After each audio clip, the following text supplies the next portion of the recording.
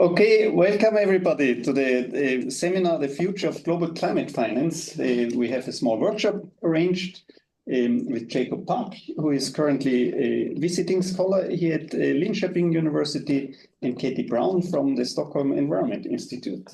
So we are very glad that you're here, and we'll have sufficient time then also just for everybody who is participating for discussions afterwards. And you can just use the Q&A button here, and we will see your question. We can also bring you in that you can say something, so it doesn't need to be in writing only. Great, but we'll start with Jacob, who is Associate Professor at Vermont State University in the USA and also visiting professor at the University of Johannesburg in South Africa. And Jacob will start with the history of the contemporary challenges related to global climate change finance policy. And then afterwards, Katie will continue and looking at the future outlook for the global climate finance sector. Okay, but then we'll immediately go in and Jacob, please feel free to say anything as an introduction or about yourself. I'll just start here the screen sharing now and hope we'll get this going. Super. So let's see whether we can also get in the... Yes. Super. Okay. Okay, hi Katie. So you can hear me okay? Yes, right. I hear you, but online we're seeing it's not in presentation mode. Like we're seeing the viewer mode, but so I'll make one more attempt. So that's the usual problem. And go first in presentation mode. And now go in.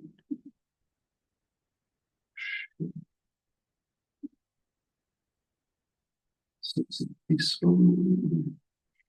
So how does it look now? Perfect. Okay. Perfect means that we can go. Yes. Okay.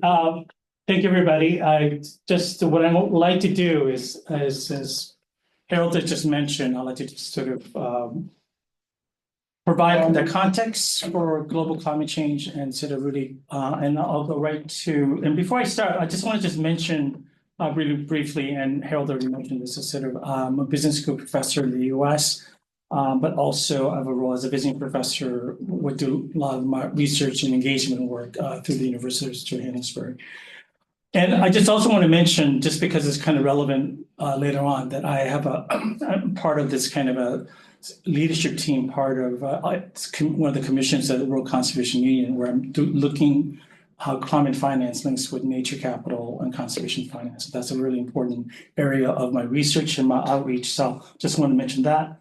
And I started to really talk about this sort of framing the presentations on a kind of opinion piece that I published last year in PLUS Climate, and happy to sort of send that to anybody who's interested. But this kind of provides a kind of the framework where I really started to kind of outline, not COP29, but COP28, where we kind of outlined in terms of the financial challenges facing the climate change issue.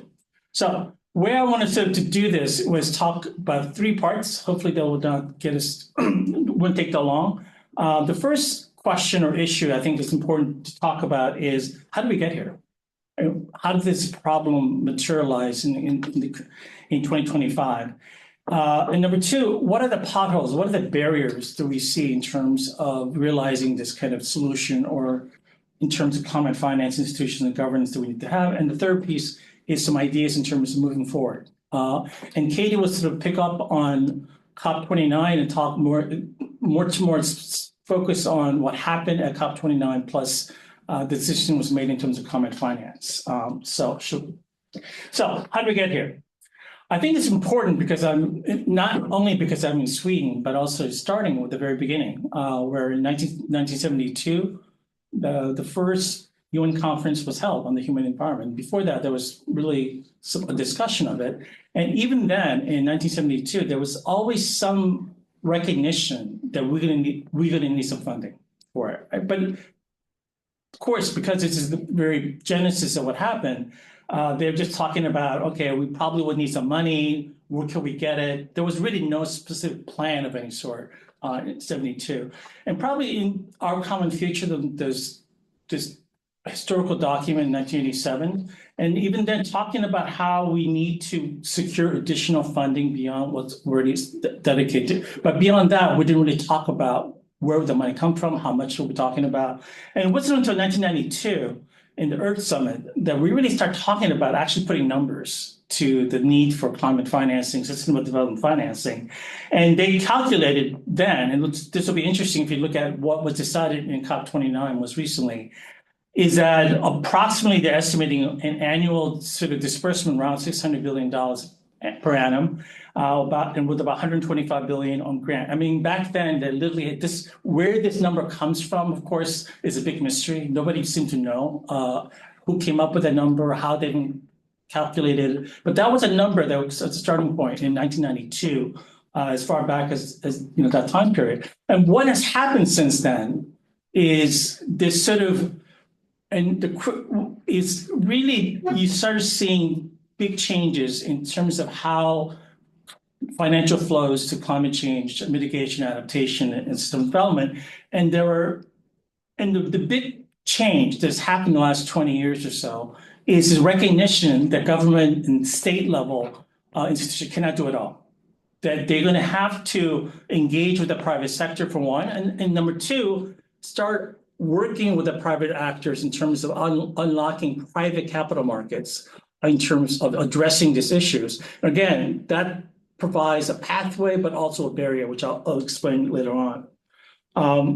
And the potholes, the barriers, there are many, but I think I'm just going to highlight what I consider to be the most important. Number one is, where is the money going to come from? Because even at the most optimistic sense is that there's an estimate, every analysis that we're not going to need billions, we're going to need trillions to do that. And the most recent analysis done by the Climate Policy Institute think that they're going to need upward to $14 trillion per annum to truly address climate change, plus all the related sustainable development issues that we're confronting with. And this will be something that Katie will pick up on her presentation, so I'm not going to spend time with it. And the most recent COP29, and the best they could say was this new topic of new collective quantified goal in climate finance, NCQG, which Katie will sort of pick up. At best, they were recommending something along 300 billion. But of course, this is simply a number, just like we see in 1972, 1987, and 1992, right? It's a number, it's a hopeful, aspirational number to go. And even that is very unlikely in the current climate, just because of that. It took us up to 2022 to get about 100 billion or so. How quickly can you actually, do we expect that in the next 12 years or so, we're going to triple that amount from 100 billion per annum to something like 300 billion? And again, Katie will pick up on sort of the details of that plan in terms of what that means. Pothole number two, the barrier number two that I see is that we're always talking about additional financing, but what we don't really spend a lot of time thinking about is the debt. Like, it's almost like when you want to borrow money from a bank, right? The first question they're going to ask you is, right, how much debt do you have, right? And a lot of times when we're talking about additional financing scheme, we don't really think about debt, particularly around countries in sub-Saharan Africa. So imagine a country like Kenya, for instance, where they have trouble paying, police officers and school teachers. So what is the likelihood that they're going to find additional sort of funding for climate mitigation and adaptation when they can't pay the basic public sector employees? I mean, how would that even work in any country, let alone in a country very kind of in the global South? The other important issue I think that we don't spend enough time thinking about unpacking is the idea that this debt that a lot of African countries are held by mainland China, which has its own sort of development strategy that very, very much differs from most Western countries in North America. And this is a very new thing, right? So they have to negotiate debt, not with Western banks and Western lenders, but through the state interests of China. And no one really knows what that's actually going to look like. The third pothole is kind of related to what I said earlier about how would market opportunity, how do we leverage that to really private capital markets to address climate change concerns? And there's a term that in the past 2 decades has been very kind of popular, which is called blended finance, the idea that you pull together private capital from here, public money from here, and you leverage that and you combine the two, blend it together for some kind of a common sort of dilemma, climate change and other things. So this is something that's well established. All you need to do is search for blended financing. You see literally dozens, if not hundreds of different hits on what the blended financing could potentially provide. The problem is, or before I get to the problem, so in many ways that, at least in terms of mitigation, there has been some positive news, I guess, to report in the past decades. There's a lot more funding, at least for climate mitigation, sort of that is reducing emissions directly, where we don't see as much activities toward things like adaptation, certainly, or not even historical loss and damage funding that we still have to kind of secure money for. And I think the bottom line is something that state level development assistance as we know it, whether it's SIDA here in Sweden, whether it's USAID in the US, they're all flatlining. Not only maybe flatlining, they're actually decreasing in many ways in real terms to do that. And only thing that's increasing is this private capital markets that most, if not all, countries in Global South have to access or leverage. So you go to the World Bank for this funding, but typically World Bank only can give concessional loans of a very finite amount. So if you want the real kind of billions, if not trillions, you have to really consider how would the private capital markets be able to facilitate that. So that's a big question and a problem, I think, in many ways, because we keep talking about leveraging the private capital markets, but I haven't heard a good plan how to do that when they're already in debt and they need very much kind of funding that doesn't allow itself to monetize the return, just like you would at a bank when you're buying a building of some sort, right? That becomes a collateral. So what is the Global South countries supposed to use as collateral to leverage the private capital markets? And that has never been made clear, I think. The other important thing is that climate change is one of, if not the most important sustainability concern, but that's not the only one, obviously. So if you look at United Nations done lots of guesstimates in terms of how much we'll need. And typically, they estimate that every year there's a deficit of $3 trillion a year in terms of the amount that we should be spending on things like biodiversity, desertification, human rights as such. And there's a gap, right, for a number of reasons. And the reason why this is important is because if you look at biodiversity as an example, every year, biodiversity itself, right, there's a gap of the estimate for one report that you could sort of see in the screen, but $700 billion. And why is that important? Because that gets added to this pool of funds that you still need to mobilize. So it is like when you can't pay 1 year, it gets added to essentially to your total debt level. So if a typical bank loan, if you can't pay 1 year, either you could default or it gets added to your principal loans, right? That's how loans work. And if you look at the reason why I'm not optimistic, maybe I'm not pessimistic, I'm not optimistic, is because if you look at in terms of where the financing gap could be addressed really effectively, is to deal with things like subsidies in agriculture and forestry and fisheries, right? But I would very much question the ability of, let's say, the European Union to truly address subsidies in a meaningful way. I mean, they've been talking about it every year to do that. So you could do a lot in terms of making the financial gaps smaller, but addressing agricultural subsidies. But I doubt very much France, Spain, and lots of other countries that rely on these things could actually agree to cut down on the subsidies. Because that's pretty much we're talking about their farming and their lobbying interests.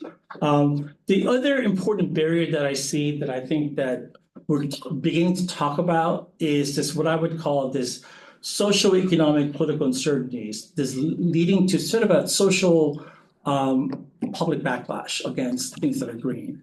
And there was this one survey that you could see in the screen right now that almost 80% of the people surveyed in OECD countries think that things are changing too quickly, meaning they don't fully understand all the complexity. And I'm surprised it's not 100% because every day there's something goes on.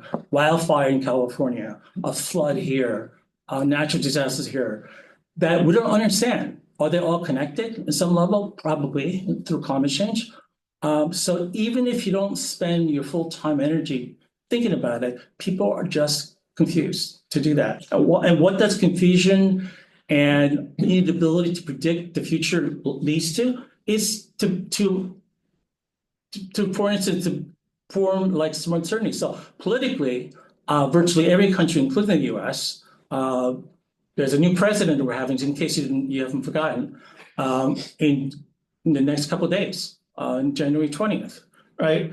And I think that's just a small symptom. I mean, people keep asking me about what the future holds for Trump. Nobody knows. I don't think Trump knows, right, to do that. What I do know is whether we're talking about Germany, whether we're talking about Sweden, whether we're talking about Canada, whether we're talking about the US, one thread that you see in all of those is uncertainty about what. And there's a picture of AFD sort of rally. And Germany is a really interesting case, I think, because it's not only the largest economy in the European Union, it is arguably the most important in terms of the engine, in terms of both macroeconomics, but also in terms of development assistance. So I'm deeply concerned. I'm concerned, of course, what's happening in the US as an American citizen, but I'm deeply concerned what's happening in Europe, particularly in countries like Germany, where you have some things that has never happened before, just like in Sweden. So that's an issue that I think is not going to go away. I think 2025 will be that critical year in which a lot of these elections will happen to do that. So trying to focus on a little bit more like solutions-based or pathways to do that.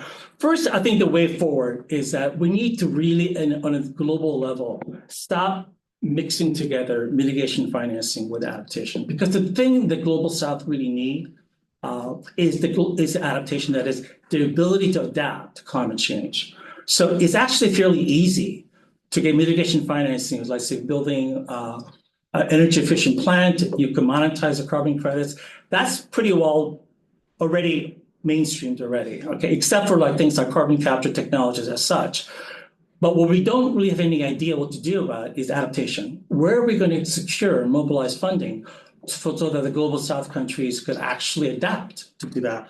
What are you going to monetize? So not surprisingly, the amount of money that is needed for adaptation grows exponentially even faster than mitigation financing. And every report that has been done by UN, World Bank, is this growing gap in terms of the ability of what we're going to be needing. That's floods, drought, any kind of natural disasters, and the adaptation financing gap is growing at a pace exponentially faster than what you see in mitigation level to do that. So I think what we need to, when we're talking about climate finance, we need to really focus our language on adaptation and loss and damage. And mitigation is simply not. So when you put it all together, it looks like we're actually making a lot of progress in terms of finance, climate finance. And I would argue that adding mitigation financing sort of mistakenly kind of obscures the true need for global finance at international level.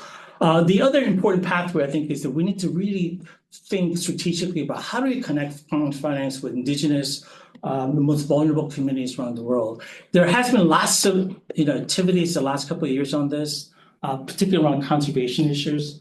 And I think that there are good initiatives. Even the US are typically not seen as a leader in this, at least they have the funding for it. So things like $100 million US devoted to tribal clean energy fund, they're going to do that. Now, will that continue in some level under Trump administration? Unlikely, but I do think that ideas are there. So money is there and proposals are there.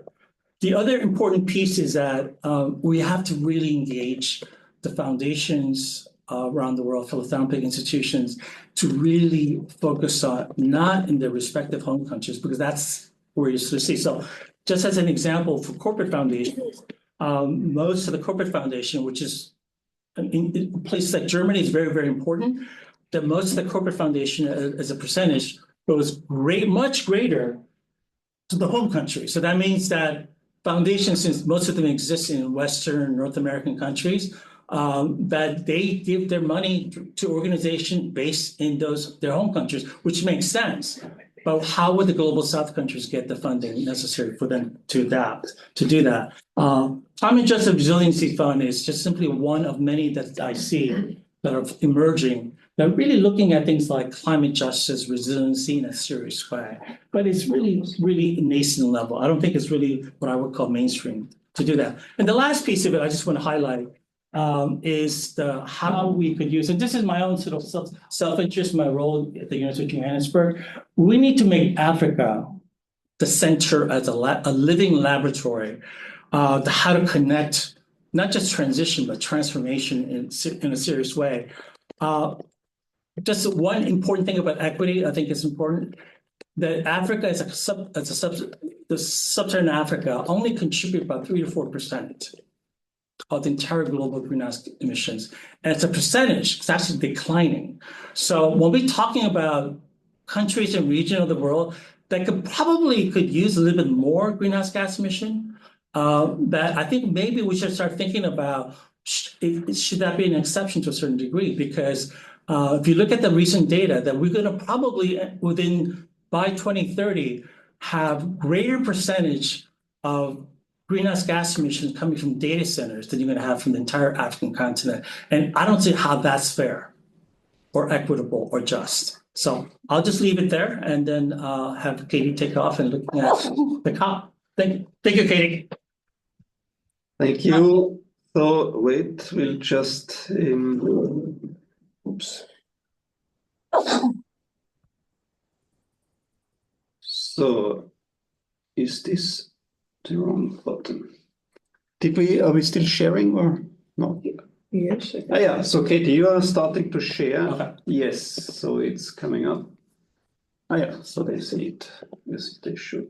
It's just... Can you see it? Yeah, Yes. we can see it. Okay, got it. Should I start? Are we doing any reflections or transitions? No. Yeah, maybe we just take both your presentations first, and then we have a joint discussion for both of you. Excellent. All right. Great. Thank you. Yeah, thank you. First of all, to Linköping and also to Jacob for asking me to join. I'm very excited about the discussion, and yeah, I think it's a very important topic, especially coming out of the COP and the latest climate finance decision. So as Jacob said, I'll sort of focus a bit more on questions around adaptation finance. I mean, he well highlighted the insufficiency of current financial flows to meet adaptation needs and also issues of equity and justice. So I'll be happy to talk a little bit about those and also what the COP outcome means for that and a little bit about some work that we have ongoing at SCI. But before I go into that, I wanted to just, let me see if I can change my slide. Is it really a webinar if somebody cannot functionally change their slide? It's not. All right. So just to say really briefly, I am a research fellow and also a team lead at the Stockholm Environment Institute. I actually have a colleague in the room, Sasha. But I just wanted to say that we're a think tank based here in Stockholm, but that we have centers all over the world and that we focus quite heavily on bridging science and policy. So we do a lot of original research, but we also do a lot of policy outreach. And we love to engage in academic spaces, but also to engage directly with policymakers. And we kind of see that as our niche. So in addition to being a research fellow here, I'm a team lead for the International Climate Risk and Adaptation team. And we have three main focus areas. One is on what we would call transboundary climate risks, which are basically where we see climate impacts in one country, but then there are spillover effects or ways in which the impacts can cascade across borders in really complex ways. And so we work to try to understand those types of risks and think about ways to encourage cooperation to address them at international, but also regional and national levels. We focus quite a bit on international climate finance, which of course will be the main focus today, and then also on coherence between global climate and development agendas. Just to say a few more things, I think my big research questions focus on these questions around power and equity in international climate finance, in particular, the question of how to get international resources to the most vulnerable people, not just in the most vulnerable countries, but also like within those countries. There are very complex political dynamics that make it very difficult to get money to what we might call frontline communities or communities that are already facing climate impacts. So we have an ongoing project that's looking at exactly this question in Namibia and in Antigua, which I'll talk about a little bit towards the end. And also we're starting up a new partnership with the World Bank on financing for locally led climate action, which is trying to encourage development finance institutions to critically consider how to get money to these types of communities, but also to ensure accountability and try to measure effectiveness. So these are some of the things that we're working on currently in the space. So some reflections on COP. I mean, I think it's first helpful to step back a little bit and reflect on where COP was. And I think many people are reflecting in this space right now that the multilateral climate negotiation process is in a bit of a state of crisis. There's a lot of questions around credibility and accountability. We've had all these COPs. We're on 29 now, and maybe we're not seeing a lot of results for that. Of course, temperatures are still climbing, emissions are still increasing. And, we've also had for a series of meetings now, for a series of COPs, several very oppressive states and also petrostates that are hosting these meetings. And so I think there's real questions about, whether or not the process is losing some of its credibility. And I think in the eyes of the public, it undoubtedly is. And so I think that had quite a bit of impact on the climate finance negotiations. It's interesting to note that the reason that COP even ended up in Azerbaijan is because of the geopolitical situation. So it was destined to be in Europe, but Russia, who is a member of Europe, pledged to veto any EU state that would host it. So that left only Azerbaijan and Armenia, who are at war with each other. And so it required some backroom interventions, and Azerbaijan took it on very last minute. And I think from the minute that it became clear that Azerbaijan would be hosting the COP, there was a lot of concern about what that meant for the climate finance negotiations, because it's a very, very difficult topic. It's been very divisive for a long time. And Azerbaijan is a small country. It doesn't have a big diplomatic corps. And there were concerns that it just wouldn't have the resources to be able to facilitate this type of high stakes agreement. And also just to reflect that having spent time now in Azerbaijan, it is a very oppressive environment. And I think that also may have contributed in maybe in some intangible ways to the outcome. So what actually happened at COP? So Jacob already unpacked this unwieldy acronym for you, the NCQG, the new collective quantified goal. So in 2015, in the Paris Agreement, it was agreed that there would be the original $100 billion climate finance goal. And they also agreed at the time that they would set a new goal to take effect in 2025, and that it would start from the floor of $100 billion. So a few years ago, they started what we would call a technical expert dialogue process, where they set up a series of meetings to try and basically unpack this very divisive issue. So they brought together negotiators and experts in civil society and researchers. I participated in a number of these dialogues.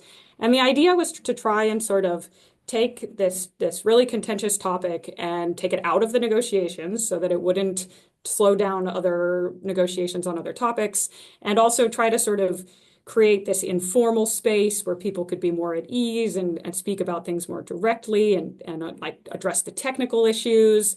So they poured, honestly, a huge amount of resources into trying to set up this this process to succeed. I think it was always going to be a difficult process, but at the beginning of 2024, they voted, the countries decided to transition to a political process and start negotiating. And at the time, people took that as a good sign, and they had a series of negotiations, and they arrived at COP with this 9-page document that was supposed to be the framework for an agreement. And on the first day of COP, developing countries, which is like the official designation for countries, lower income countries within the UNFCCC, ripped up the thing that they just spent 3 years developing. And so on the first day, they said, we will not negotiate on the basis of this document. So I think it started off immediately on a very negative footing, and it went downhill from there, I would say. And so for the first couple of days, parties wouldn't even, the COP is 2 weeks long, so you don't have a long window to work with. For the first couple of days, developed and developing countries, that's the basic divide in these negotiations, basically wouldn't even talk to each other. And then at the end of the first week, negotiations went what we would call like underground or behind closed doors. So it meant that there was no like official open negotiations that observers could attend, that the press could pay attention to. And just a few days before the end of the COP, the presidency released a totally different text that had, many of the elements that they had already previously, sort of settled on were not there. And ultimately, I think, to cut a long story short, what happened was that the presidency ended up meeting with a few very powerful countries. The presidency is Azerbaijan, and deciding behind closed doors to put together an agreement and then presenting that agreement to the developing world, especially the poorest countries, the least developed countries, small island states, and saying, take it or leave it. And so this picture on the left actually is small island states and least developed countries walking out of the negotiations and saying, we're going to leave it. And ultimately, we did reach an agreement, which I'll say a little bit more in a minute. But I think that the process really failed, to be honest, and to just put it directly, that the long and very technical part of the process simply could not solve the problem. And they arrived at a point where it had to go behind closed doors, and then only powerful countries were involved. And at the very end, the agreement was sort of gavelled in, as we would say, right over the clear objections of states like India, very powerful states, said immediately after it was agreed, we do not agree to this. And so I think that we could talk about the numbers and what they mean, but I actually think the most important thing that happened was that the process failed and that there's very little faith in it going forward, which is unfortunate and I think has very serious implications for sort of trust building. I think this is a major issue in terms of the effectiveness of the Paris Agreement. For example, we have a new round of nationally determined contributions coming in at the beginning of this year. Many of those for developing countries are conditional upon receiving financial support.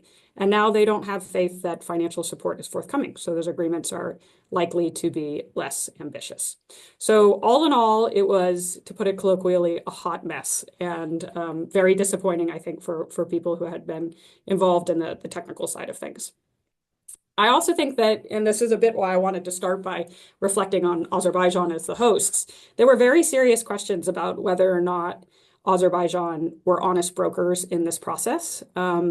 They got caught quite blatantly, allowing Saudi Arabia, obviously another petrostate with which they're closely aligned, to make direct edits to what we would call decision text. This is just absolutely taboo in the UNFCCC process. Only the Secretariat is allowed to do that.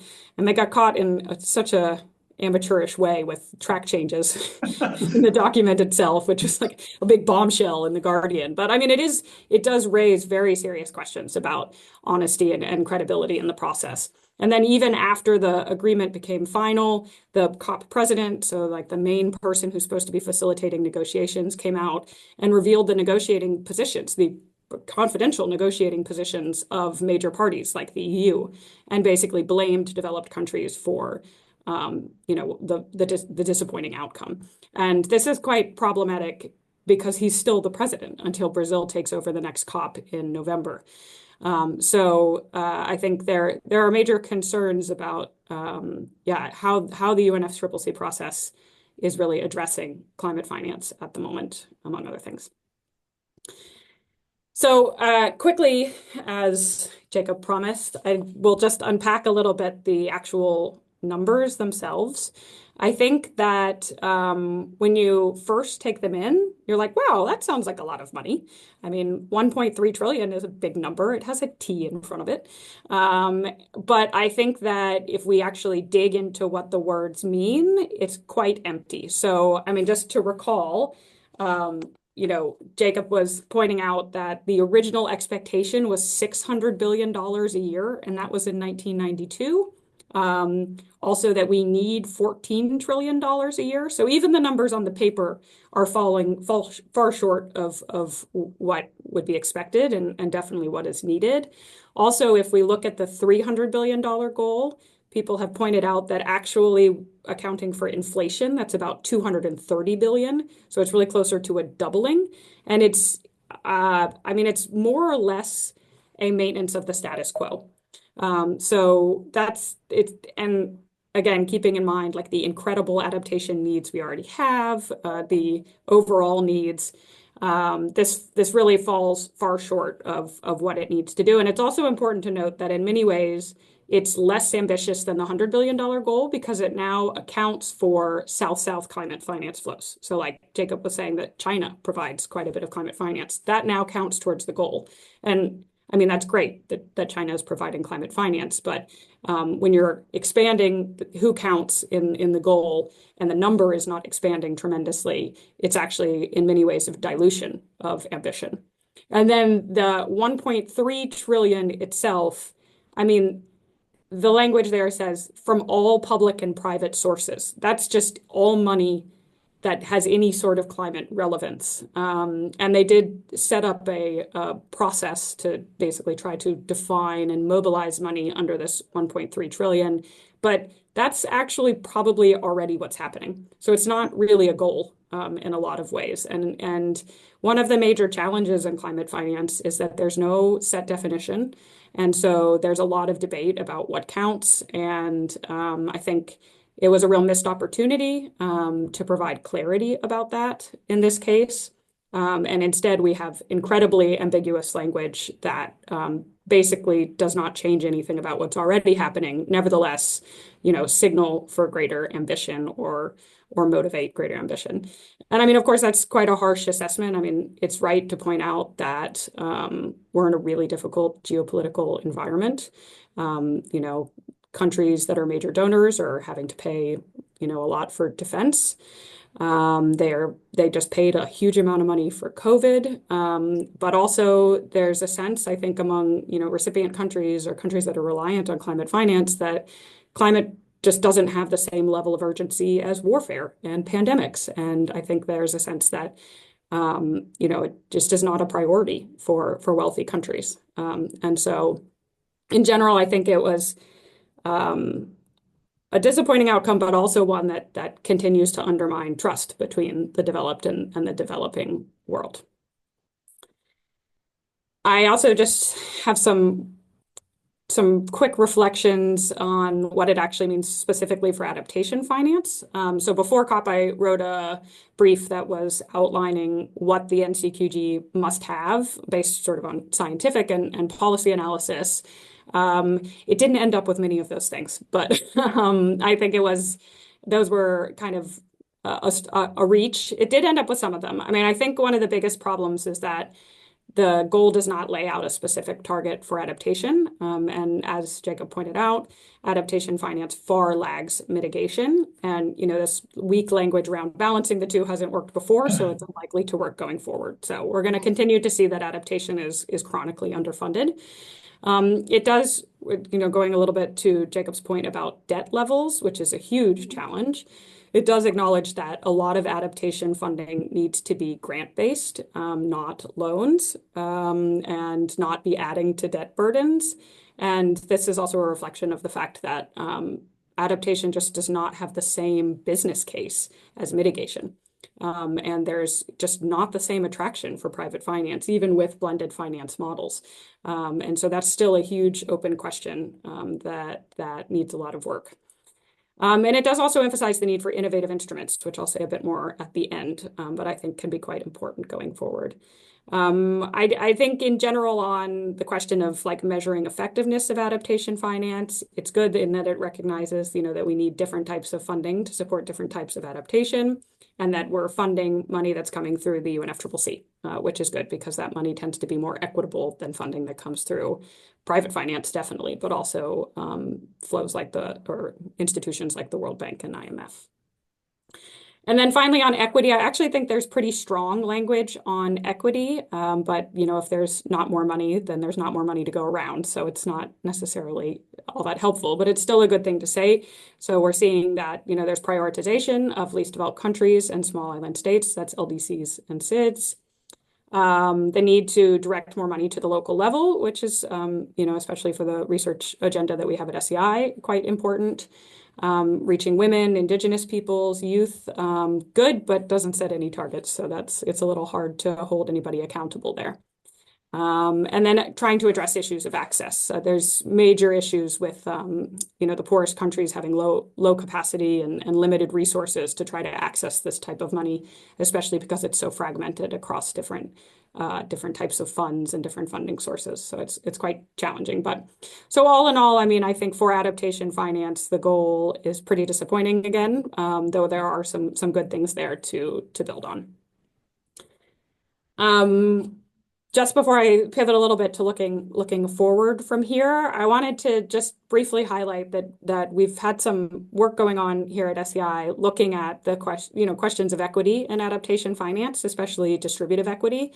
And one of the things that we found is there's quite a bit of analysis and focus on distributive equity at the global level. So like which countries get funding and how that relates to their vulnerability levels.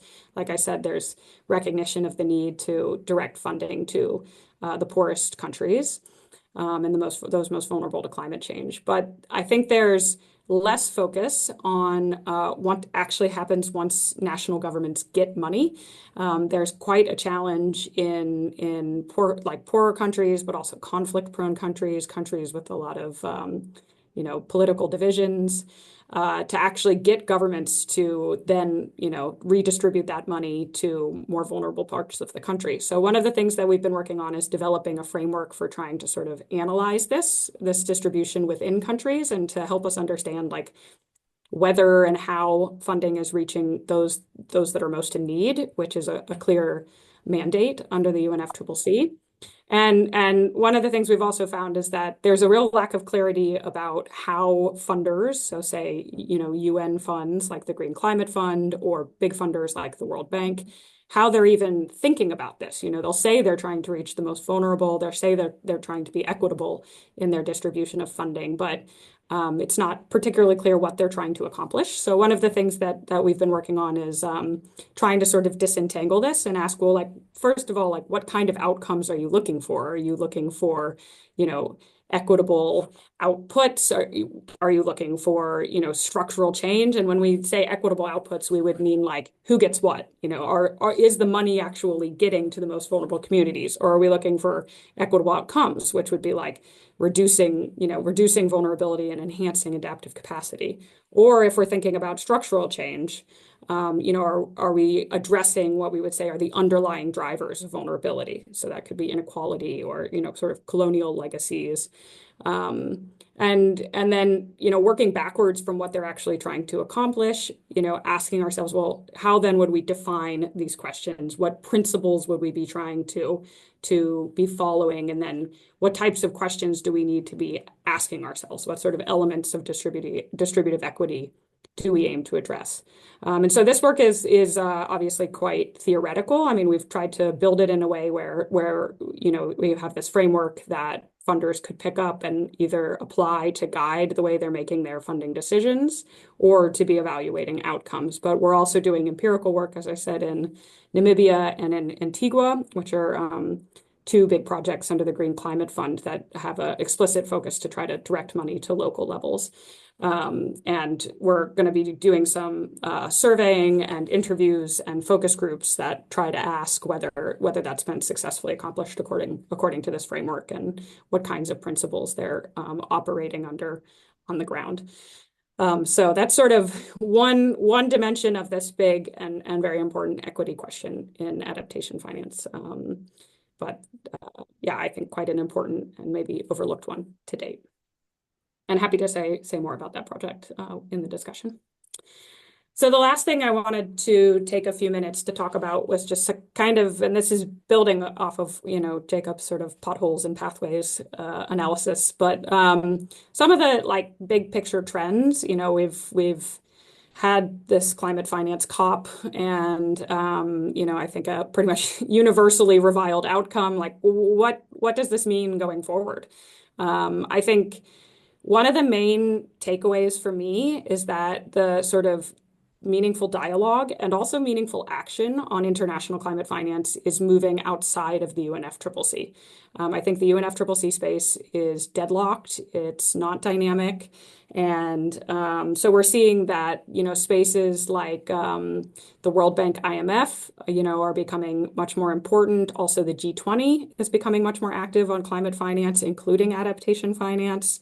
We've seen things like the Global Solidarity's Levies Task Force, which has been led by Kenya and France and a number of other countries, which is looking into, at this point, sort of conceptually, but looking into things like, taxes on aviation, taxes on bunker fuels or shipping, taxes on ultra high wealth individuals, also known as the billionaires tax, even taxes on like plastic pollution and plastic production.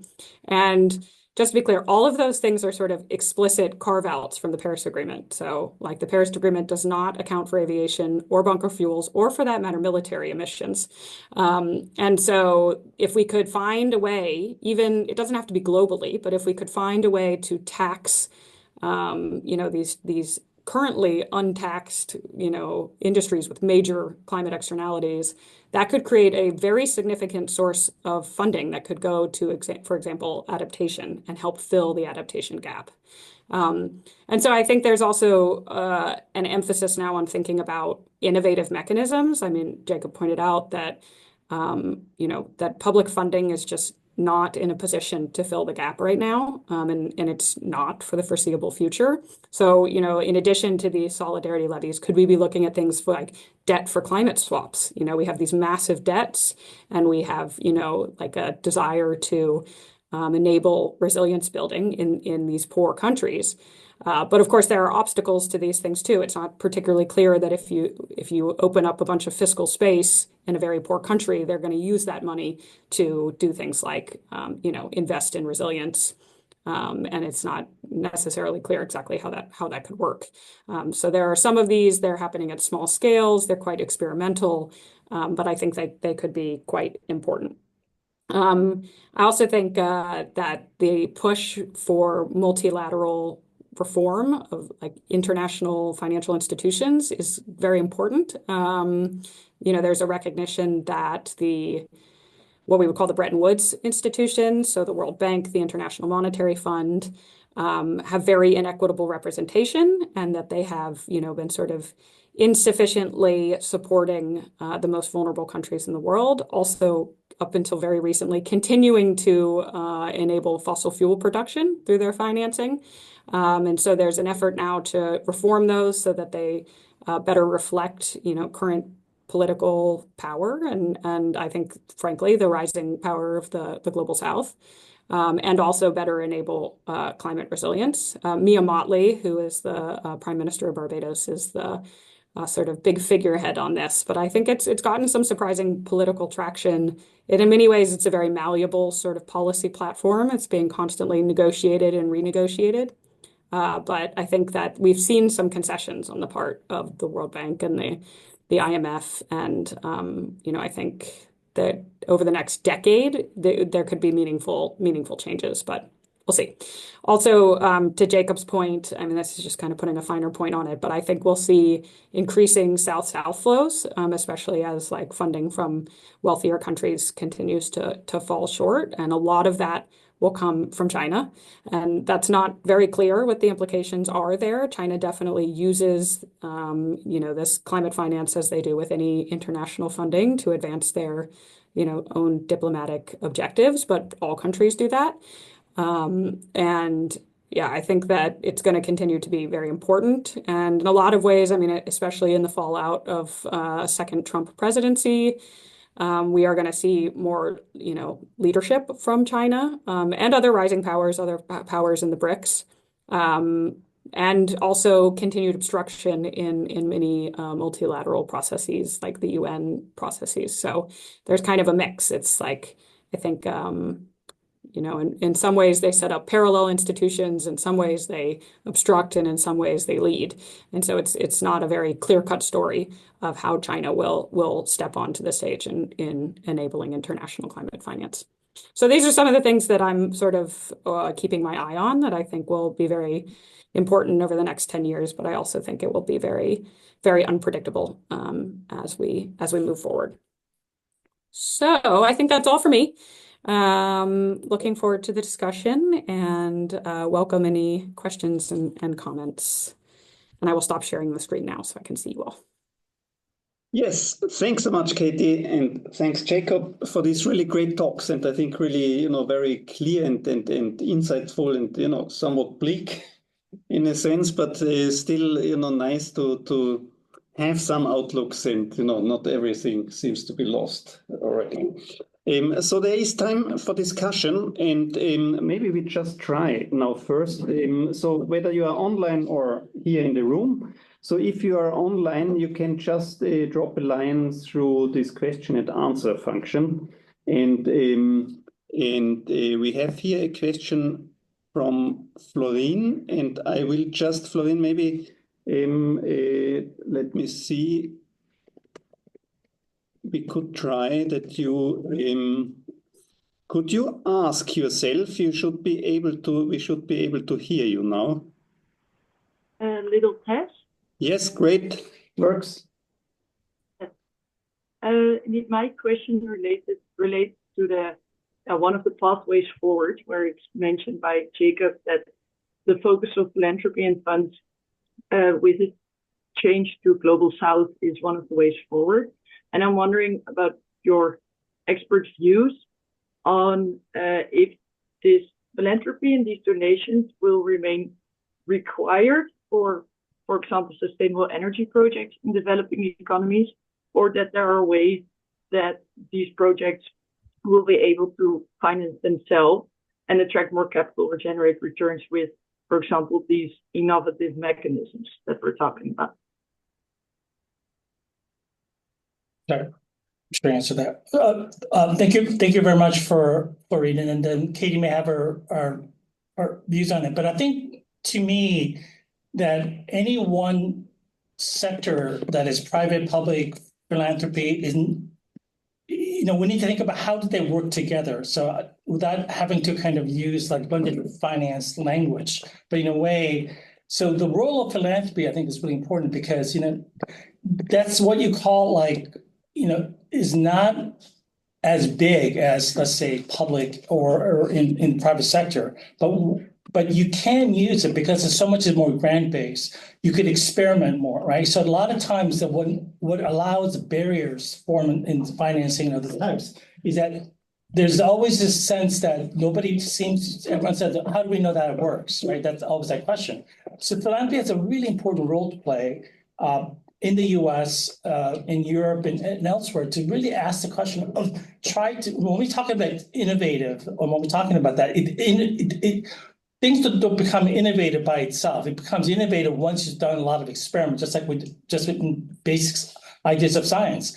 And philanthropy is less about mitigation or adaptation. To me, the real value and why we need to kind of steer financing from philanthropy to the Global South is because that's where true kind of experimentation, research, all of that more bottom-up experimentation coming. So the Rockefeller Foundation is a great example where so much of they've been working on, and I should add, like the Ford Foundation as an example too. Like when they gave the initial funding to the Grameen Bank, so the reason why we have the Grameen Bank and Mohammed Yunus got the Nobel Prize is because there was a program in the Ford Foundation, which they get program-led investment, and in which was high risk but high reward type of financing. So I really sort of see philanthropy money, not in terms of trying to fill the gap of billions or trillions, rather using this targeted funding to experiment for innovation, particularly in the global South context.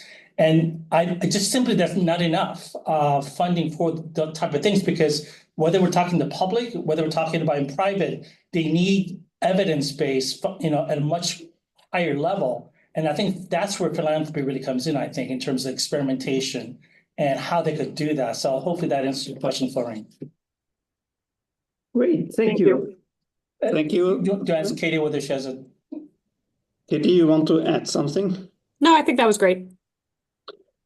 Great. Then we'll move on. Is there any question here, Johan? So we'll switch a little between on and offline. Johan? Yes, thank you very much.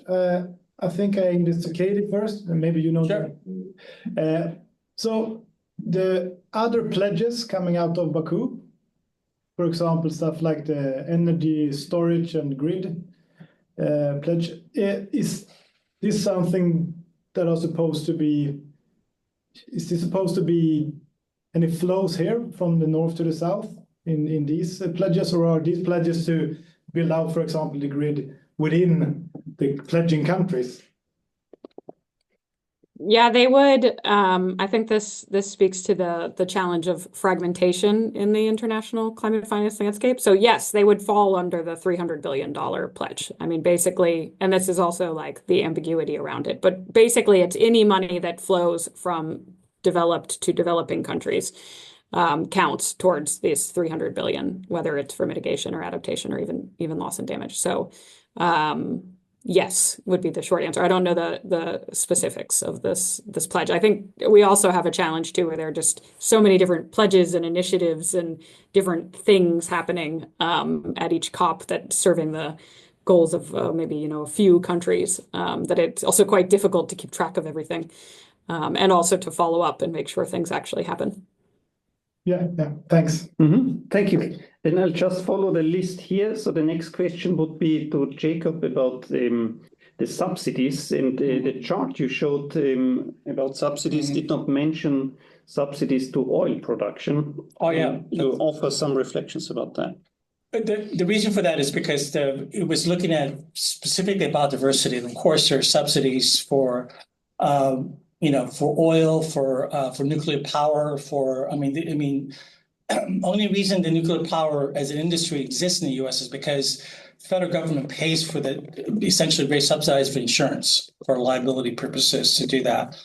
So I don't think that there is any nuclear power industry anywhere in the world in which is not subsidized in some form by the national governments, whether it's Japan, whether it's South Korea. I don't, in nuclear power also, it's considered to be export. So they can also get subsidy for exporting nuclear energy, let's say, to abroad. So the only reason it didn't show for fossil fuels is because it's looking at biodiversity very specifically. Great. Anything here? Otherwise, Bert, you had two questions. I'm just opening up. Bert, can you ask yourself? Bert Scholtens, yes? Yeah, thank you. Great. Yeah, indeed, I have two questions. One relates to the answer Jacob gave about the subsidies. I think these cannot be underestimated, given the big size of fossil fuel subsidies, especially in middle and low income economies. So that is not an international transfer, but that is a domestic transfer where often the use of fossil sources, especially oil, is being subsidized. And of course, that is in fact income policy of these countries, but there can be, if you change that type of policies, that would considerably reduce the need for future mitigation and future adaptation. So I suggest to at least include that, but preferably highlight this type of policy that many of the countries have in their own hands to tweak. A second question I have for Jacob is that you seem to differentiate between mitigation and adaptation, and that you say, well, there's too much money going to mitigation. But first, that is the case because mitigation projects are much cheaper.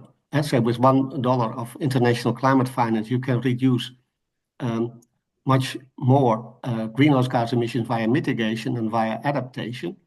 And the second is that mitigation is important to reduce future adaptation needs. Now, that is a tragedy of the horizons, of course, and also there is a fairness issue because, yeah, some countries or some people in some regions are heavily under pressure because of the lack of adaptation. But I suggest to really to pick that issue and take it serious and not to differentiate between, well, we need more adaptation and, well, mitigation will take care of itself. So a more nuanced view, I think that academic research and also policy advice would really require that. Thank you. Thank you, Bert. So I'm almost positive Katie had some thought about this, but I will start. I think this whole mitigation versus adaptation finance has been we've been debating this for almost 2 decades. I have my own opinion about this, and I'm not even sure whether I fully, So my quick way to answer to what Bert was saying is that I do believe very strongly that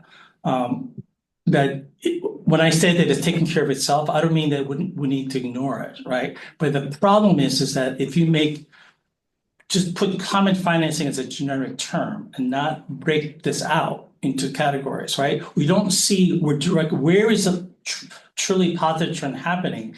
So as an example, for instance, it really depends how you define it. So if most of the financing that we call climate financing in 2025 is the fact that, if China invests in a renewable energy project in China, that counts as climate financing. And most of the financing that takes place happens within your home countries, right? So the fact that the U.S. is going to spend something like $1.7 trillion, assuming that this is going to continue in the Trump administration of some form, under this huge infrastructure, energy and climate infrastructure projects, surely that's good for the U.S. But how does that actually help?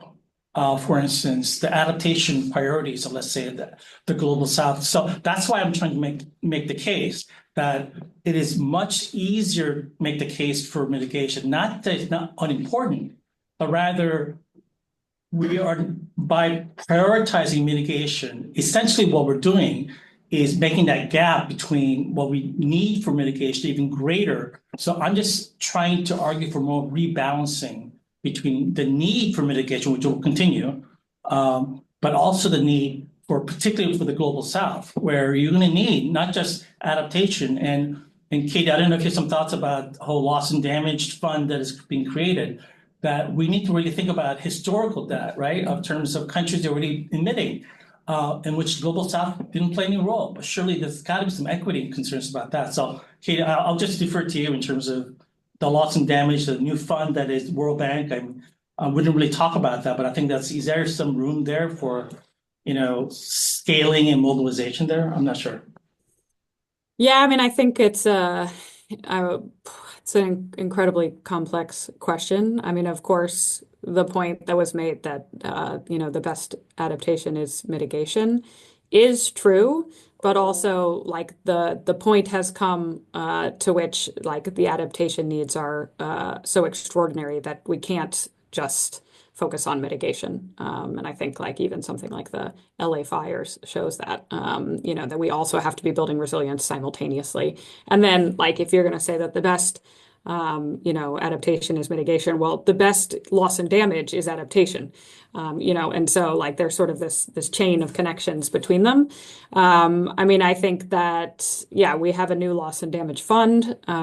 It's started, it's operational, it has almost no money in it. I think there's been about $700 million committed, but actually delivered, I think it's close to like 150 million, which is nothing. I mean, that's just like when we're looking at the scale of these types of climate-related disasters, if you think about something like the Pakistan floods, you're on entirely different, exponents of cost. So I think that the loss and damage fund is important for establishing precedent, but it's likely to remain very underfunded in the foreseeable future. So yeah, I don't have a great answer to these things. I think in some ways it's very counterproductive to try and like disentangle all these different parts of climate finance. But at the same time, I think it's important to recognize that like different countries have different needs. And if we only prioritize mitigation, we're going to be sorely overlooking the needs of the most vulnerable in the world, who, as Jacob and many others point out, are least responsible for the problem. I should just add to Sweden's credit that the bulk of the money in terms of, I think Sweden is the #1 donor of the loss and damage. I believe they gave 100 million, something much larger than any other country. So I mean, credit should be given where credit's due, I think. Yeah, in general, Sweden is one of very few countries that gives more than its fair share to climate finance. So definitely credit where credit's due. Okay, great. Then let's move on to Kerstin Wilde has a question about voluntary carbon markets. Wait, Kerstin, I'll just enable you. You should be able to talk now. Yeah, thank you very much for your interesting presentations. And I'm working with a biomass research institute in Germany. So those who do not do their share. Anyway, question: Can we get in? What is your assessment? Are voluntary carbon markets maybe a mechanism to get more money to adaptation? Like we're doing a project with biochar-based fertilizer development in Ethiopia, linking it to carbon credit, where money comes back to rural communities, smallholder farmers. Could that be scaled? And there are other initiatives. Yeah. Thank you. I have a thought, but you want to start? Sure. I mean, I think there's potential there. I think like anything, the devil's in the details. I mean, there is one very clear example where this is already happening. So the Article 6 mechanism, which is the carbon market under the UNFCCC, it is completely mystifying what Article 6 is and how it works. It's been agreed now, but I think even the climate finance experts are like, I have no idea what's happening there. And that's part of the challenge. It's incredibly complex. But one of the things that was agreed was that a share of the proceeds from the Article 6 mechanism would go to the adaptation fund. And I just looked it up, and thus far, $215 million from monetization of those carbon credits has gone to, that was as of June 2024, has gone to the adaptation fund.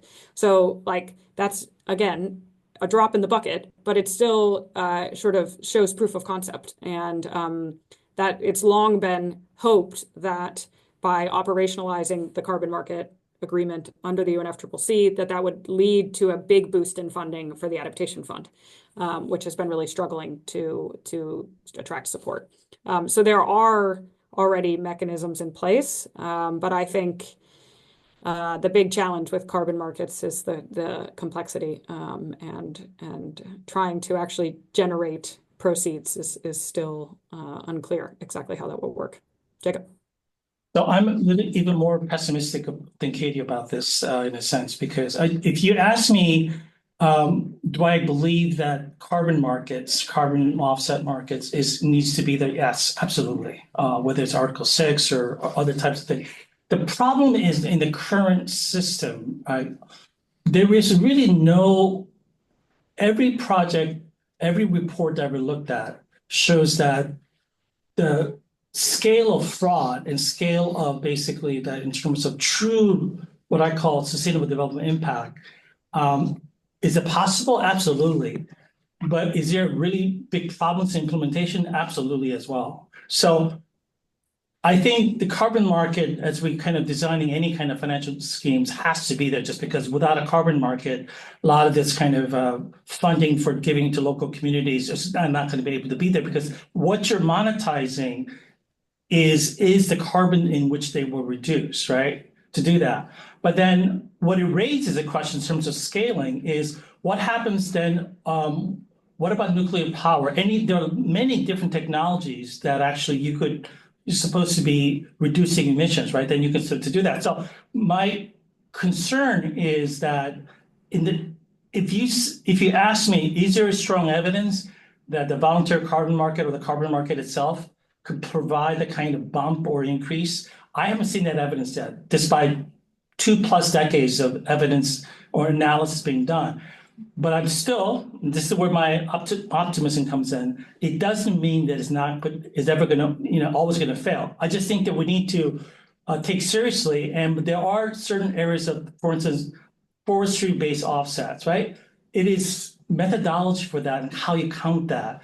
It's so complicated. Nobody understands it really. And then there's when certification firms are essentially paid to certify this, and that's the only way they get paid, you get the exact same problem that you saw in the financial market, where if you are paid essentially to say this is a good bond, you should invest in it, there will be a lot more bonds that be invested in it. So we need to really figure out how you reconcile that balance between credible sort of environmental dividend versus simply financial transaction that you sort of grow. So there's always some figures to show that the voluntary compliance market is growing. And I'm not really sure whether anybody really could understand if the market for that is growing, does that mean that people in developing countries are being helped by that? I don't see any evidence of that. Anyway, so I hate to be pessimistic about it, but I also have to be realistic about what I've seen as well. Thank you.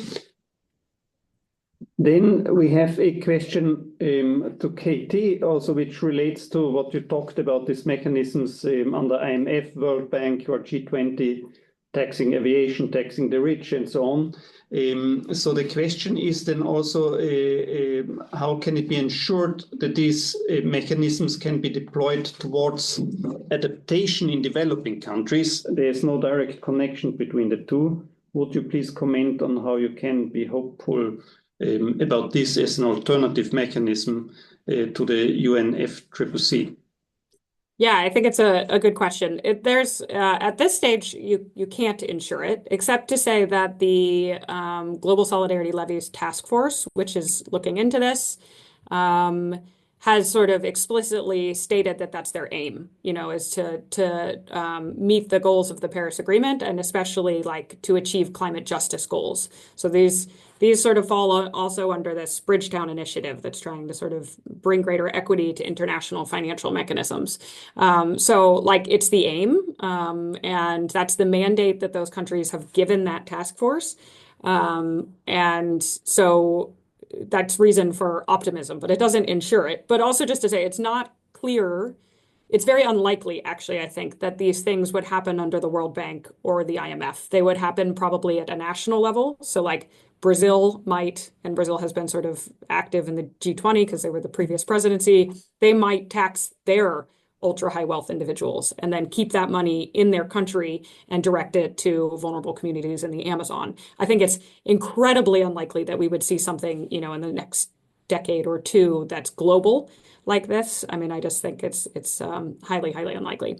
But we could see also like things like the World Maritime Organization has been exploring this, and that would be global. And I think it's a question of, how the actual mechanisms are designed.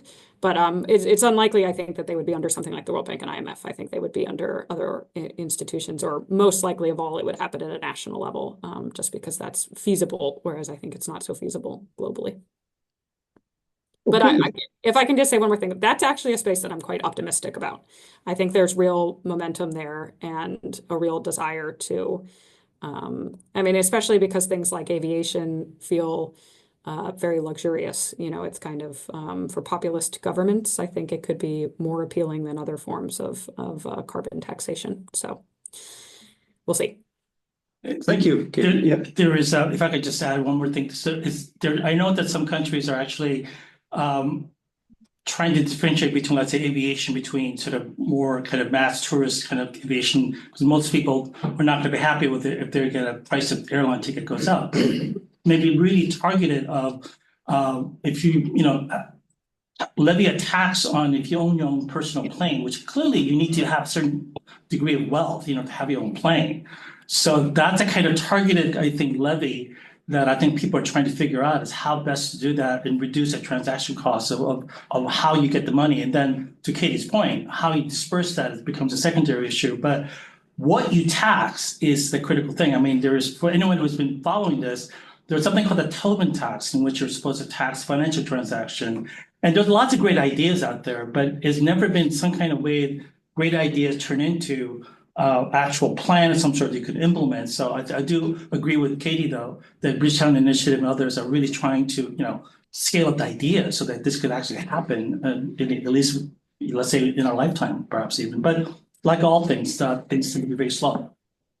Okay, thanks. Then Juan, you have 2 questions. You want to come in? You are muted.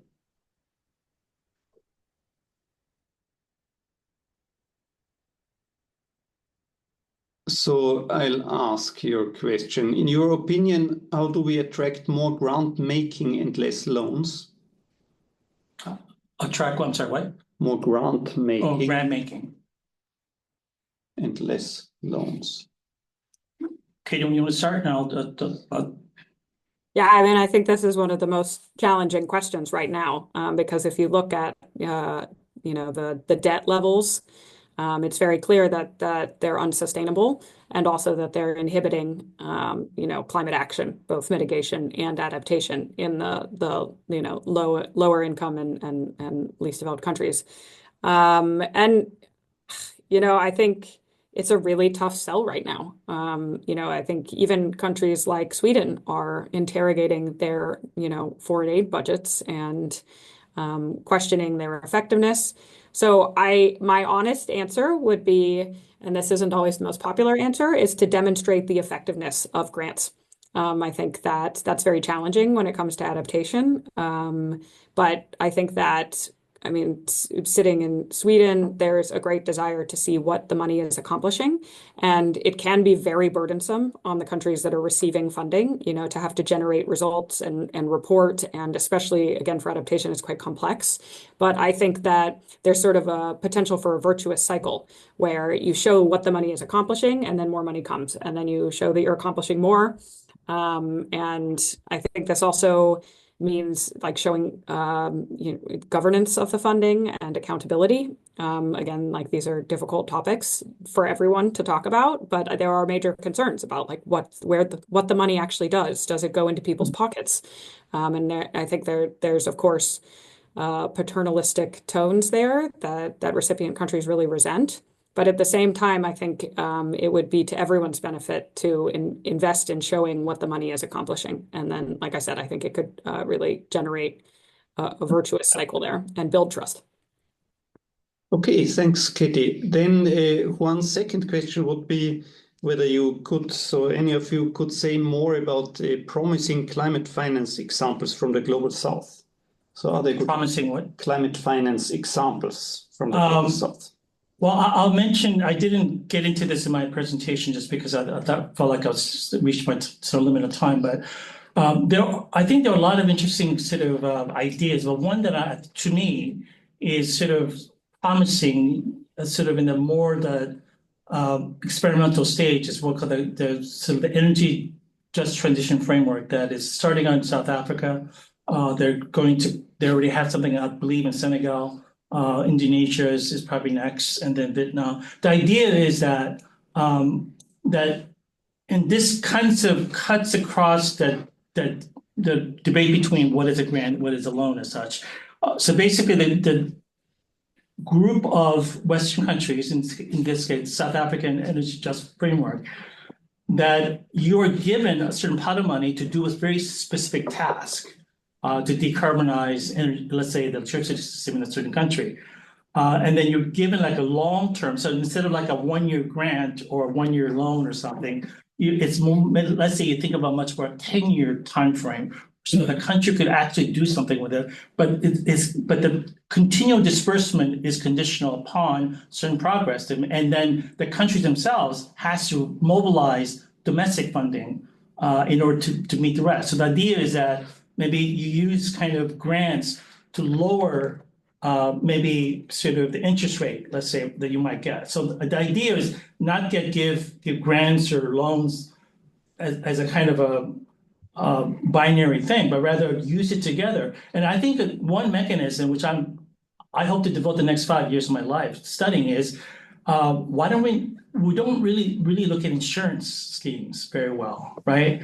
So like the reason why the insurance is such a top of mind in the wildfire in LA, because as you might guess, right, a lot of these houses are insured. Most things in developments global are not insured, right? So if you're thinking about economic impact of climate change, and sometimes you notice like, why is a natural disaster have 30,000 people dying, have such little economic impact? Well, because it's not insured. The people who are most vulnerable have to borne that cost, right? So in many ways, what climate change, the reason why it's so unfair, if you think about it, right, is that you're basically, it's a tax on the most vulnerable sort of people on this planet, saying, no matter what happens, you're on your own. The government can't help you. You have to figure out where to get housing.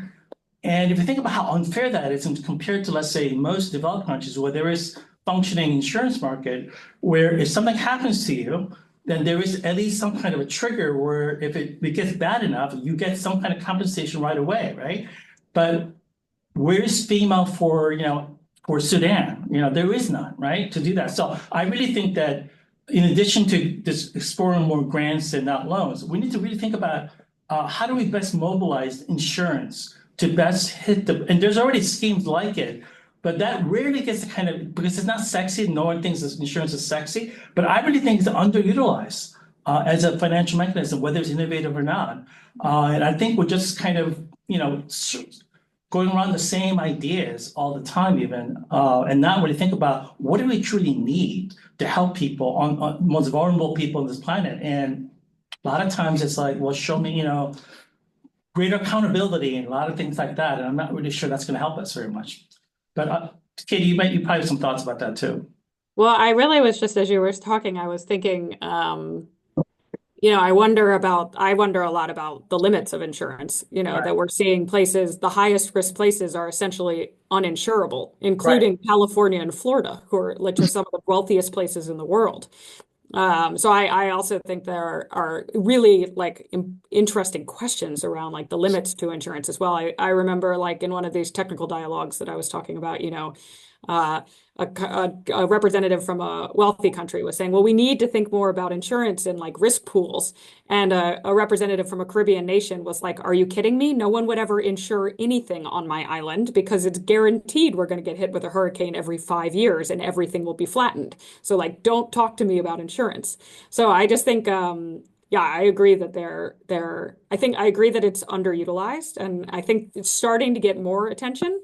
Possibly because of the withdrawal from major insurance markets. But yeah, I think there are important limits and open questions. Well, just on that point, the Caribbean islands, they're insured as a group. They're not insured by country. So there's actually a resiliency insurance scheme right now that covers all this country. So the idea is make the pool big enough so that you only trying to risk the most vulnerable, the most risky kind of thing. So if Philippines tried to insure itself, they were never able to do that because the risk is simply too high. And who's able to afford the premium?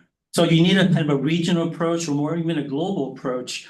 And that's why I think that, to your point about innovative financing scheme, is like, how do we do this in a way that actually lower risk and lower vulnerability at the same time, get the help that they need. And I think it's one of those things where we just can't, at this point, leave it up to the market or leave it up to nature itself to try to sort this out, because we've seen what happens, not beyond even LA, right, in terms of wildfires and floods and everything like that. But Great points. Thanks so much. Then we move on. So Olaf, you are up next. Olaf sitting about 3 buildings from here. Yes, thank you, Harald. Thank you. Do you hear me? Yep. Yes. Yeah, I didn't have time to walk down the porcelain. That's There fine. wasn't another meeting when we started. But thank you both for interesting presentations. And I have, maybe it's not a direct question, but anyway, I became curious when you talked about this, Jacob, about the pathway number 4. You call it enable Africa to become a living laboratory. I have an interest myself because I'm active in, we have a biogas research center here in the university, and I am in part of one, what we call it, the implementation project, where we look into the dissemination of biogas technologies in the global south. And we have a special interest in Côte d'Ivoire.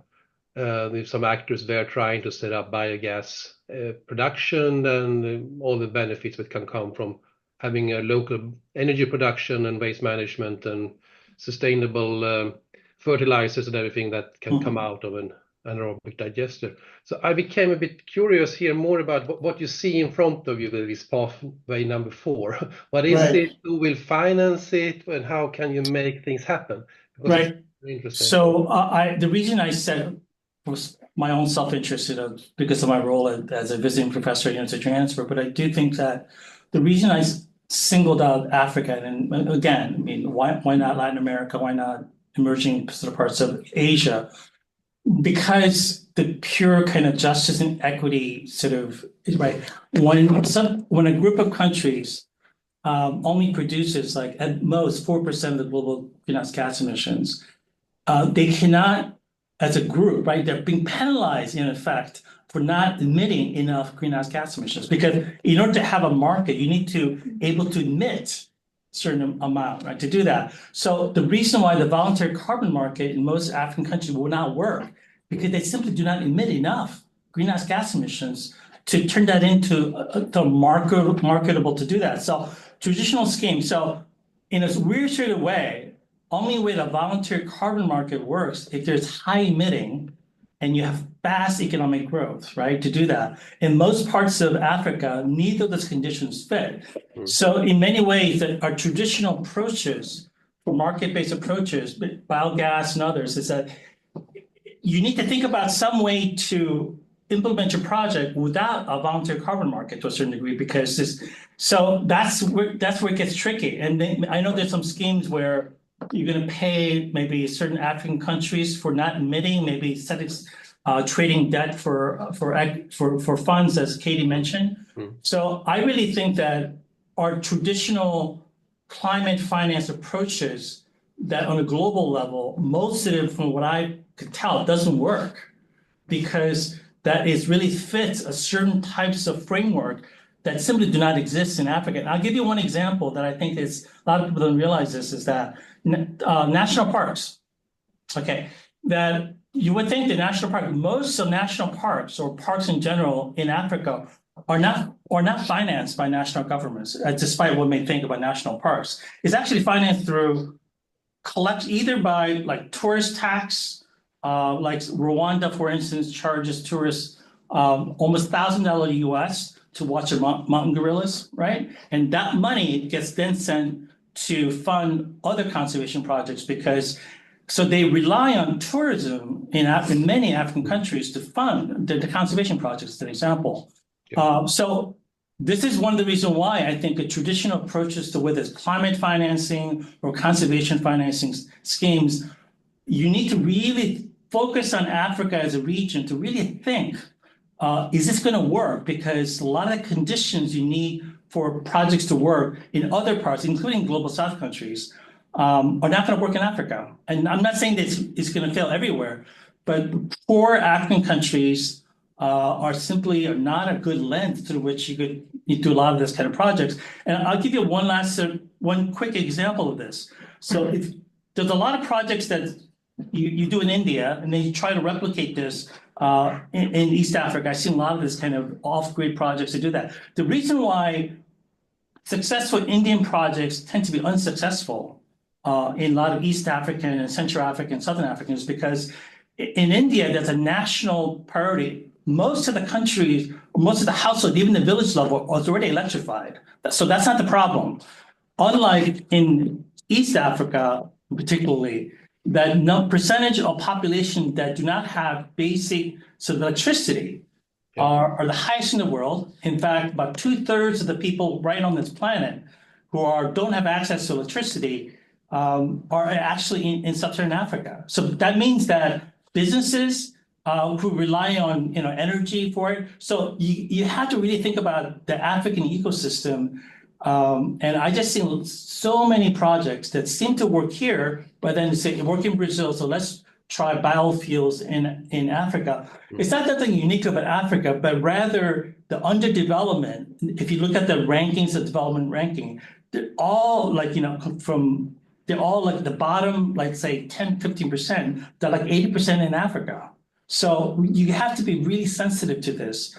And I don't really think that this, as much as I believe in South to South, transmission ideas, there are a lot of things that work, I think, in the global South that you got to be very careful. And Cote d'Ivoire is one of the countries I think that, I think it's some promise that maybe I'd be curious about your project, Ola, but,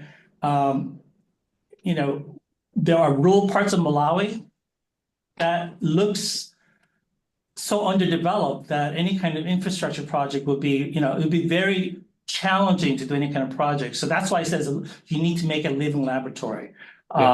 Local, national, regional contexts that fit the socio-economic environment, the ecosystem in Africa. And I don't think that, there is an African Development Bank, but given the trend, majority of the projects in the World Bank is doing, it's going to be in Africa just because of their level of poverty there. So anyway, there's a very long answer to your question, so I apologize for that, but I just get frustrated when people think, well, it works here, and then let's just plop it here, and then it doesn't work, and nothing really works in Africa. But that's not true. It's just the system is very different. The context is very different. So anyway, I'll stop there. Okay, thanks, and thanks, Olaf. Ben Zimmer is the next one. Ben, do you hear us? You want to ask a question? Ben? Hi, everyone. Sorry. Hi. I muted myself. Yep. Hi. Thank you so much for the presentation. I was just wondering what your thoughts are and wanted to pick your brain. Since you mentioned before about planned finance, so you talked about planned finance, and wanted you to expand maybe a bit on the subject of what role you see for central banks in that effect, if at all, if you ever thought, like, what your thoughts in general, especially looking at it might be like guiding for a lot of financial institutions and the banking sector, the private banking sector at large.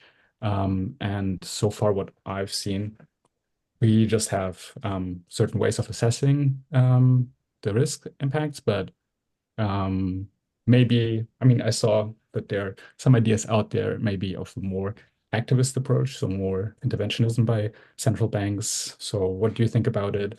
Is that something we should consider more in policy strategies? Thank you so much. Yeah, thank you, Ben. I'm going to be completely honest and say that you sound like you know more about this than I do. But I would maybe hope that Jacob could, I think, say more about this. I think on a very general level, there are questions around banks' risk tolerance. I've heard about this more in the context of like the World Bank and these reforms that like the Bridgetown Initiative are pushing for. They're saying like we need these banks to become more willing to take risks because these aren't necessarily safe investments, but they're the type of public goods that we should be investing in.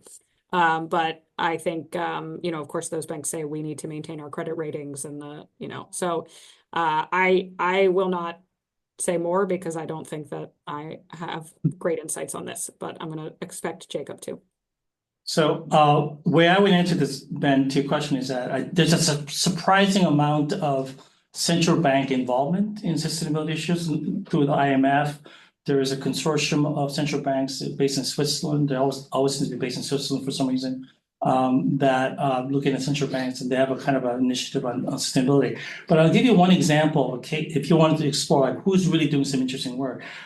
Singapore Monetary Authority, which is a central bank in Singapore, they have a sustainable finance person whose job is to provide funding for. So I was in a conference in Singapore in June, and the majority of the money for that came from the central bank, right, to do that. And you may ask, why do they care about to have that to a certain degree? Because in a way, if you think about it, so central bank in most countries, they're not simply just printing money in the local currency. One of their job is to decide the macroeconomic stability of the country, a city, state, or country, or nation. And so Singapore, because it tends to be kind of forward-looking about these matters, they realize that climate change have a huge impact on the macroeconomic stability of the city-states. So they have a chief sustainability officer whose job is to look at, for instance, things like what is an acceptable rate of risk should Singapore public pension do, as an example, right? Should they invest in things that are fossil fuel related, or should they only invest in things that are green or socially responsible? And no amount of banks are like any other, right? They look at to see like where is the profit motive and extension. So you need something like a central bank or treasury in other cases to provide a framework to say, okay, you have pension funds who you have billions and trillions of dollars to do that. How should you invest in it to do that? So another great example would be not directly with the central banks, but sovereign wealth funds, which I think that Norway has the largest sovereign wealth fund, ironically through fossil fuels, of course, through their oil and gas. But they have a policy in terms of, ironically, they get most of the money, the sovereign wealth fund, from oil and gas, but they have a policy of not investing in their sovereign wealth fund in oil and gas assets, right? They have all this. So you need big institutions like central banks, sovereign wealth funds, pension funds to really take climate change and sustainability seriously, because as the old American joke goes, why do you rob banks? Because that's where the money, that's where the money's at. And until pension funds, central banks, and sovereign wealth funds take sustainability and climate change seriously, you're just not going to have much movement. So I hope that answers your question, Ben. Thank you. Okay. Yes, thank you, Ben. Okay, then we have a question of Ben Lope, which I'm going to read out. It's for Katie. So Ben Lope says, you mentioned that some of the thinking in the adaptation finance space acknowledges the need for more grant-based financing. I myself work in the off-grid solar sector in Africa, and over the past decade, we have seen funding for solar startups on the continent going from almost exclusively grants to today, where all financing for solar startups is almost entirely debt and/or equity. I reckon this will force solar companies to shift their focus from electrifying vulnerable, poorer communities to instead serving more affluent customers, because at the end of the day, they'll have to meet their debt obligations somehow. Have you, in any of your work at SEI or elsewhere, observed any such similar trends within the adaptation space?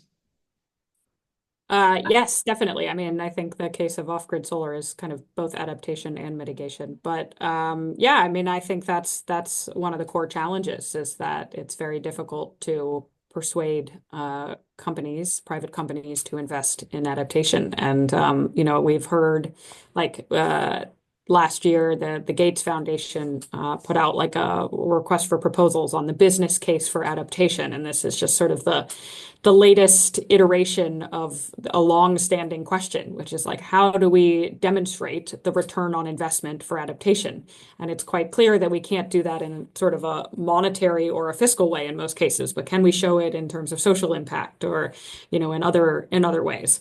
And right now, it feels like we're a little stuck, and it is having that effect. There's no doubt that it is having that effect, that so much of the shortfall in adaptation funding comes down to this lack of rationale for private investment in most cases.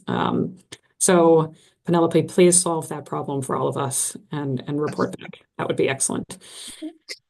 Good, thanks so much. Now, before we are getting to a close anyway, so Bert Shortens, who talked before, has two comments. Do you want to speak up, Bert? Well, that relates to previously discussion. I want to clarify that the Tobin tax is not a weird idea. It is, several countries have a financial transaction tax, and they implement it. So an issue is, of course, the use of proceeds. And the use of proceeds generally goes into the coffers of the Ministry of Finance. So there will be rebound effects. Another comment I would like to make relates to climate insurance. So there are several climate insurance available, but large part, especially in low-income countries, such climate insurance markets are non-existent. However, there are international markets that cover these, for example, the catastrophe bonds or cat bonds, but these are not very effective. So notorious is the case of Jamaica. Jamaica closed such a bond, but in the end, after it was hit by a storm, which was devastating, the small print read that the air pressure was not in line with the small print in the bond. So the investors, they had a good day, but people in Jamaica had a bad day. So their financial costs were not recovered. So I would be less pessimistic about the pooling of risks, because we now see cross-continental pooling going on between Africa and Caribbean countries to pool climate risk, because these climate risks are imperfectly correlated, and hence, although maybe small, but there is efficiency gains to be won if these countries pool these risks.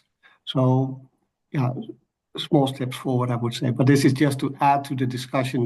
This is no way meant to criticize Casey or Jacob. Thank you. No, thanks so much. Thanks, Bert, for clarifying this. And so you can then say something, but we have one last question, and then we'll finish, which is from Florin again. Florin, do you want to ask directly? Yes, thank you. I'm wondering if we have to wait for the big money players, so the big banks, central banks, and the pension funds, to take sustainability seriously, or can their capital already be attracted because there are mechanisms that can provide attractive returns for these types of sustainability projects? Thank you. Last points for both of you. Okay, I could start, and then Katie could sort of answer to that. I think the way I think about this question or issue is that I think of the difference between entrepreneurship and sort of types of kind of, like, let's say, large corporations. And the answer is, of course, all of the above, right? You can't just have one sector kind of. But I do think that if you really think about novel ideas, right, where do the new innovative ideas come from? Generally do not come from sort of large corporations per se, right, to do that. They respond quickly. And I'll give you an example in terms of, so if you ask people, whether social sciences or STEM fields, what are the most important things that happened in the last 12 months? And a lot of people would say something with AI or artificial intelligence, right, to do that. And not that anybody has any good feel for it, but of course, the four major big tech companies, and I'll link this to climate finance. So they estimate that those four big tech companies, Amazon, Microsoft, Google, these four sort of major companies are going to spend something like $250 billion just on AI investment in 2025, just 1 year, right? So when we think something is important, you need the big companies to mobilize the capital, right? But remember that the research itself in which they're trying to scale was done by somebody much smaller companies, scientists who just recently got a Nobel Prize in physics for. So I do think that climate financing or science works the same way. There are a slow process, never get picked up by the big players, big institutions, but ultimately when idea gets formed, and I think off-grid solar is one of these ideas, and will take too long to answer, why I think that, but I really believe You need the smaller institutions, states, institutions to experiment. That's why I thought philanthropy is such an important thing, to experiment, to see what actually works. And then you need the big institutions, banks and financial and countries to really put the money in to scale it further. But you need both. Thank you. Katie, last words. Nothing to add. Brilliant. Great. Then thanks so much to both of you. So Katie and Jacob, thanks so much everybody participating here and also for the engaged questions and discussions. Okay, thank you. Thank you, Katie. Thank you. Thanks, everyone. Bye, everybody. Bye.